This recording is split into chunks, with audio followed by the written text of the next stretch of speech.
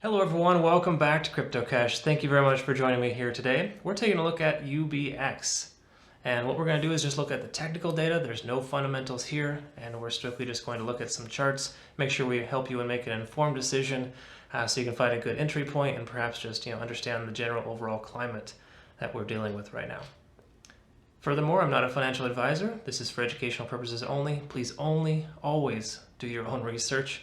And of course, link in the description below for our Telegram community if you'd like to join us. It's a great community there. So please understand that we have that as an option, as well as the fact that there's $25 in unclaimed Bitcoin from Voyager. So without further ado, let's go ahead and get right to it. All right, folks, let's go ahead and take a look at UBX. Now, this has been a big request from my subscriber base, and everyone really wants me to cover this, and I apologize for the inconvenience in not being able to get to it sooner. I've been actually very busy lately, but nonetheless, we'll go ahead and take a look at the technicals. What we do first is we look at the Bitcoin as well as Ethereum, just to kind of get a baseline and see how things are working, because again, this is based on the Ethereum network for the UBX, as well as the fact that Bitcoin has a tendency of directing the price action of everything we do, especially with altcoins. So we need to know where that's at too. So I'd like to look at that with you so we understand kind of what's going on first. We'll take a look at that first. So let's look at Bitcoin. So here's Bitcoin and what's going on here. So in case you haven't been paying much attention to Bitcoin, we've had some pretty significant increases and decreases in price based on support and resistance levels. So just kind of rewind a little bit, price, we saw the first major sell-off D-Day back on the 17th. That was Saturday night for some, Sunday for others. Price came way down. Consolidated, came down again. And that was the 22nd. That was the second major sell-off. And then the very last attempt was on the 25th, and the price ramped back up above this support level of 53,300. Consolidation, tested support level, bounced up to the resistance level of 57,000. This is a major resistance level, currently acting as a support level. But as you can see, we lost it for a day, gained it back for a day, lost it for 2 days, and now it's back over for a full day. So it's a good sign right now. I wouldn't get comfortable, but if the price can stay over this for another couple of days and progress upwards, we'll all be in good shape to increase our wallet size based on all of our altcoins. Okay, but just keep in mind this 200-day moving average is the major support and resistance line. It's been tested for quite a while, and it works to be one of the most major levels that you can kind of I guess anticipate with Bitcoin, right? So if it's above, it typically stays above, and it's below, it stays below, but it has to stay above for a lot longer than just one day to feel comfortable, and we'll see what happens with that soon. But that is essentially what's going on with Bitcoin. Ethereum is interesting. So just to quickly note here, if you see before, it was definitely impacted by Bitcoin being sold off right here. So everyone's kind of worried about Bitcoin dropping, hitting its peak and then dropping down. So people just kind of jumped ship and sold a lot of their positions, came down to about 1900, and then it consolidated, increased again, and then came back down once more. So that was the 22nd here, and then the 25th. But what's cool about Ethereum is, when people jump ship from Bitcoin, they go right over to Ethereum essentially as kind of the secondary coin. In other words, Bitcoin goes down, people jump into Ethereum. That's why we see Ethereum skyrocketing recently, because a lot of indecision in the market with people wanting to invest in Bitcoin. So the first major altcoin they go to is Ethereum. So that's why you see this here. Then also to note, with all the indecision in the market as well with Bitcoin recently, that's why you see the major up and downs right here, because that is cause for the increase and decrease between 57,000 and 53,300. So that's what happened right there. Now it's kind of breaking out, so we might see a breakout soon, but it did hit its high, and it's tested its high, its all-time high of roughly about 3,550. Okay, so that is that. Now let's go ahead and move on to UBX. Now UBX does have a USDT tether on KuCoin right now, but it's so new that there's not enough data to kind of look at it. So I'm going to use the Ethereum blockchain version here so we can basically get better perspective on the big picture, because this is traditionally how UBX was traded. So if you're on USDT, no problem, you'll probably have to translate a little bit as far as the actual price is concerned, but it'll be just this. It'll be this little section is what you see on USDT, whereas we got the big picture here. That's the main reason why I'm using the Ethereum on this one. So we'll just go ahead and start with 1 day and work our way down, and kind of see what's going on here. So first of all, as you can tell, UBX went on a tear. There was like this double bull flag pattern that was forming. It hit right here and hit right there again, but then had a major sell-off. And it's no coincidence, because right after this, like this is right when Bitcoin was deciding to do its thing and come down.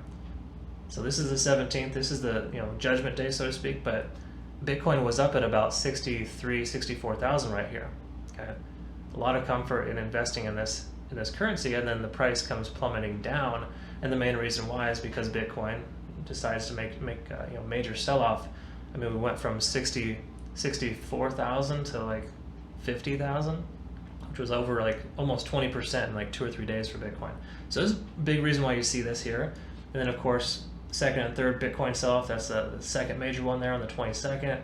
Then on the 25th, had some indecision, and the price ramped back up once Bitcoin came up. So it's safe to say that even though UBX is on the Ethereum network, it is safe to say that Bitcoin really is the catalyst here to kind of drive the price.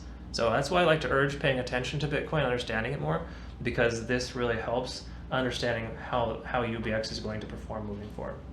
Okay, so that being said, that's kind of what that's looking like there. But all in all, indicators are looking good as far as this is concerned. What's nice too is we do have a really strong support level here. I saw this the other day. Let's see here. Yeah, it's right here. So if you can see, it was tested once, twice, 3 times recently, 3 times previously, and worked as a major resistance level 3 times as well. So keep in mind, the more often a support level is tested, the more likely it's to break. So I'm not like 100% saying that this is the end-all be-all. It's never going to go lower than that, but I am telling you that it's likely that it shouldn't, as long as, again, Bitcoin stays over 57,000. If Bitcoin decides it wants to go down under 57, and we lose that support level of the 200-day moving average, then you can expect to see this support level be tested again and likely break down below. But as long as Bitcoin, everything's copacetic there, we'll see this continue to increase, and this should work as a strong support level. Okay, so just keep that in mind. That is kind of what's looking at there. And then RSI is either oversold or overbought. So it's kind of neutral right now, still kind of, it's discovering its average true range right now, which is probably likely in this little channel here. Furthermore too, there's a likelihood of a breakout here, so we could see that as well. So pay attention. I would say the next 24 to 48 hours, if all goes according to plan, we should see the price increase and swing back up. Okay. Now look at the 4-hour chart. Something to note is the fact that the price is still under the 50-day moving average. That is this yellow line here. And to me, the 50-day moving average on the 4-hour chart carries the most weight. So just bear in mind that it is traveling underneath that, and as you can see, it's kind of holding it into this channel. It is creating this wedge pattern. So just, again, be mindful of that. I don't think right now is a terrible entry point, because of the fact that I don't foresee the price coming down much lower. But generally speaking, you want to be cautious and understand that until the price breaks above this 50-day moving average, it will likely continue to be pushed down. So that's why it's working itself into this wedge pattern. But the RSI looks good. It's right around 50, kind of right in the middle, neither oversold or overbought. Okay, so that is the 4-hour chart. And let's go ahead and take a look at the 15-minute. And this is pretty awesome. Okay, so here's something I want to note. And if you're new to my channel, you may not be aware of the fact that I love the volume weighted average price, VWAP. Okay, now in this scenario, the VWAP line is this red line here. And that's the volume weighted average price. So every 24 hours, essentially, it's working an average of the price. And what it does is it takes the volume of the last 24 hours and creates an average price based on that. So this red line is the average price of volume. And it's the average volume price, right? And why that's relevant is the fact that volume is a firm indication on price action and price movement. Now with these green lines that you see here, these are considered they're like the variance. So that's as high or as low as it should go comfortably. So when you see the price, just see this right here where it's green and the price shot way above that green line. Well, it's outside of that comfortable variance in price, so automatically there's going to be a retrace that comes back down. Okay. Same thing again. It comes up here outside of the green lines and it comes falling back down. So what you can expect is if the price were to come back up and to shoot above this green lines, either above or below, it'll eventually correct itself. It can only stay overextended for too long, for so long rather. So that's why I think it's an important thing to understand, because the red line here in the middle, obviously the most important aspect of the VWAP is the fact that this is the average volume as a price. So it really helps us understand major support and resistance levels when you don't have traditional support and resistance levels. Now we do have a good support level down here. However, minus this potential wedge pattern forming, there's not much above us outside of the 50-day moving average on the 4-hour chart. Okay, so that being said, use this VWAP, enable this on all, on every trading scenario that you have. The VWAP is most effective on the 1, 5, and 15-minute charts. So just pay attention to that. And right now, the price is kind of, averaging out, so to speak. So this is a good sign. It's kind of figuring out if it wants to stay above or below the VWAP line. Now, the reason why the VWAP is important is when you're planning to take entry. So just say right now in this climate, you're trying to take entry with what you see here. Don't just jump right in. Wait for the price to test and stay above the volume weighted average price for no less than 15 minutes. I usually recommend 30 minutes, but in this situation with the way that things are forming, you might want to try to get into this into your position sooner. But what I'm referring to is, just say for example right here, you see this where it's got the green bar right there and the second green bar there. That's usually a case in point where I'd say, okay, there's two 15-minute green bars that closed above the VWAP, so I'm going to consider taking entry at this point right here. Now you see, okay, yeah, lost VWAP shortly after and came back down. That happens sometimes. And that's another reason why I always urge caution in not adding everything to your position. In other words, say you've got $1,000 you want to invest in UBX. If you don't feel comfortable knowing that UBX is the last currency you're ever going to invest in again, then only add a small position. In other words, for me, I have my hands in a lot of different coins. So what I do is I take small positions and add to my position as I get more confirmation. So in this example here, I would say, just say you get 2 green bars above the volume weighted average price, or just say the price falls down and tests this support level here, and then you decide you want to take entry after you get confirmation. Once you get that, only add 20 to 30% to your position. The main reason why is if it reverses on you, you're not out an arm and a leg. If it comes up, you can sell and take your profits once you hit your goal. Now that's how I do things, right? So if you're the kind of person that likes to shoot for 50 to 100% gains in a few days, that's all well and good. There's nothing wrong with that.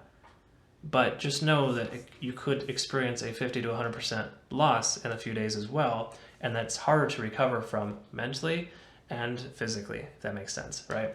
So I've lost plenty of money in the past, and I'm tired of it. I'm done with it. So that's why I like to teach best practice. And to me, the best practice here is to ensure that you help yourself by not over-investing and only invest small increments so you know where you're at, and you can essentially sell and take profits, or once you get your next level of confirmation, you can add to your position and keep riding the wave, right?